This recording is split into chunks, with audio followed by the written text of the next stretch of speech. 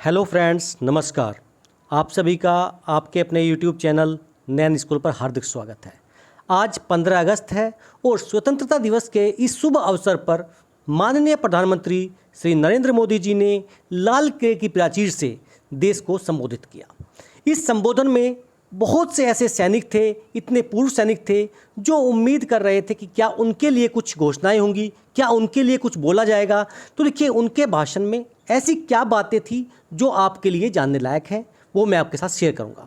साथ में माननीय रक्षा मंत्री जी ने यहाँ पर सैनिकों के लिए क्या बोला, अपने संबोधन में क्या कहा, ये सारी बातें भी आपके साथ डिस्कस करने वाला हूँ।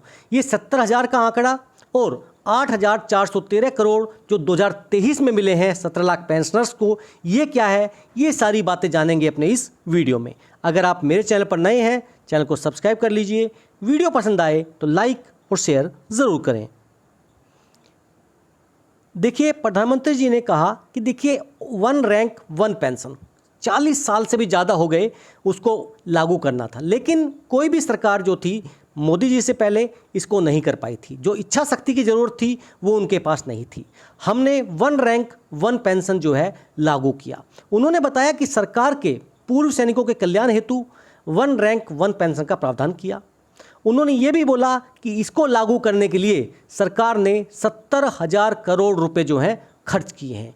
तो देखिए, यहाँ पर जो सबसे इम्पोर्टेंट बात यह है कि उन्होंने बताया कि देखिए, पुरानी जो सरकार थी उनमें इच्छा शक्ति की कमी थी और हमने सरकार के कह सकते हैं कि सैनिकों के पूर्व सैनिकों के कल्याण हेतु 1 रैंक पर 1 पेंशन को जो है लागू ही नहीं किया, 70,000 करोड़ रुपए उस पर खर्च भी किए थे। यानी इतना उनका कहना था 1 रैंक 1 पेंशन के ऊपर। अब बात करते हैं माननीय रक्षा मंत्री जी ने क्या कहा। माननीय रक्षा मंत्री जी ने 14 अगस्त को कल शाम 8 बजे स्वतंत्रता दिवस 2023 की पूर्व संध्या पर आर्म्ड फोर्सेस के नाम जो है एक आकाशवाणी पर संदेश जारी किया था। ये संदेश जो है आप देख सकते हैं। सबसे पहले 77वें गणतंत्र दिवस की शुभकामनाएं दी, फिर उन्हें अपने बारे में बताया, कब आज़ाद देश हुआ था, ये सारी बातें उन्होंने अपने जो कह सकते हैं कि संदेश में थी वो दी थी। हम इसमें जो सबसे इम्पोर्टेंट पॉइंट है वो बात करना चाहते हैं कि देखिए, आर्म्ड फोर्सेस के बारे में क्या कहा उन्होंने। सबसे इंपॉर्टेंट चीज़, क्योंकि यही है जो जानना चाहते हैं पूर्व सैनिक कि हमारे बारे में क्या कहा और क्या नहीं कहा। देखिए, उन्होंने कहा कि आप सभी जानते हैं कि आर्म्ड फोर्सेस में 1 रैंक 1 पेंशन की डिमांड लंबे समय से चली आ रही थी, लेकिन निर्णय लेने की क्षमता के अभाव और दृढ़ राजनीतिक इच्छा शक्ति की कमी के चलते इस पर कुछ नहीं हो पाया था। 2014 में माननीय प्रधानमंत्री श्री मोदी जी के नेतृत्व में सरकार बनते ही इस मुद्दे को हमने प्रायोरिटी पर रखकर इसे रिजोल्व किया।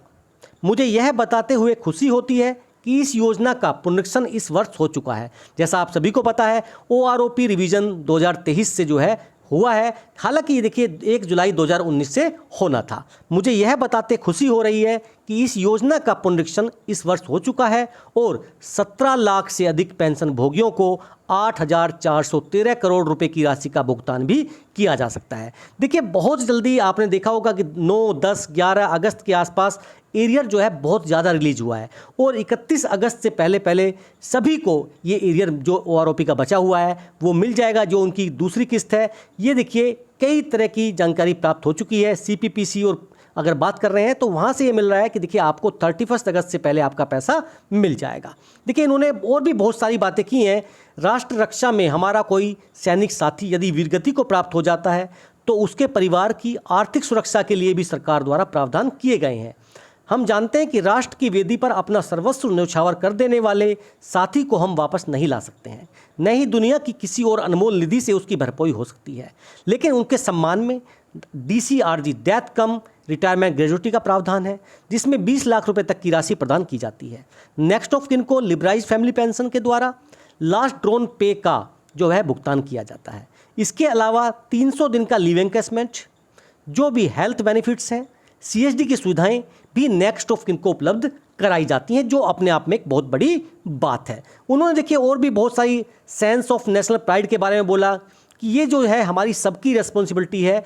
उन्होंने देखिए नेशनल वार मेमोरियल के बारे में बताया कि जब कुछ ही साल पहले सरकार ने एक विशाल नेशनल वार मेमोरियल का निर्माण कराया था। यह मेमोरियल भारत माता के उन वीर सपूतों को श्रद्धांजलि है जिन्होंने अंतिम सांस और खून का अंतिम कतरा बचे रहने तक इस राष्ट्र की सेवा की थी। इसमें प्रज्वलित अखंड ज्योति आने वाले समय में युगों युगों तक समस्त राष्ट्र और राष्ट्र स्वाभिमान के प्रकाश से प्रकाशित करती रहेगी। अब शहीदों की चिताओं पर बरस में एक बार मेला नहीं लगता है, अब हर दिन हर पल हमारे वीरों के सम्मान का और उनकी यादों का यहाँ पर कह सकते हैं कि सम्मान होता है। यहाँ पर देखिए कुछ चीज़ें बहुत ज़्यादा इंपॉर्टेंट हैं। देखिए जो यहाँ पर कही गई हैं बहुत अच्छी बातें कही गई हैं, लेकिन देखिए इतने ज्ञापन दिए गए हैं उनका भी सरकार को संज्ञान लेना होगा। 1 रैंक 1 पेंशन रिवीजन तो हो चुका है, लेकिन उसकी जो विसंगतियां हैं उन पर भी ध्यान देना होगा, तभी जाके सच मायने में अगर हम कहें तो ये कहा जा सकता है कि सरकार ने 1 रैंक 1 पेंशन को लागू किया है, या मैं कहूँ सही से लागू किया है। अदरवाइज देखिए इतनी विसंगतियाँ हैं, आधे से ज़्यादा ऐसे इसमें पेंशनर्स हैं जिनको OROP रिवीजन का फ़ायदा नहीं मिल पाया है। तो इन सब चीज़ों को देखते हुए भी ये जो ज्ञापन सरकार के पास पहुँचे हैं, रक्षा मंत्री जी के पास पहुँचे हैं, प्रधानमंत्री जी के पास पहुँचे हैं, हमारी उनसे देखिए उम्मीद है कि आप इन चीज़ों पर ध्यान दें और जितना जल्दी हो सके जितने भी पेंशनर्स हैं उनको उनका हक जो है दिलाएं। ये थी आज की जानकारी। अगर आपको पसंद आई तो चैनल को सब्सक्राइब करें, वीडियो को शेयर करें। फिर मिलेंगे आपसे। जय हिंद, जय भारत।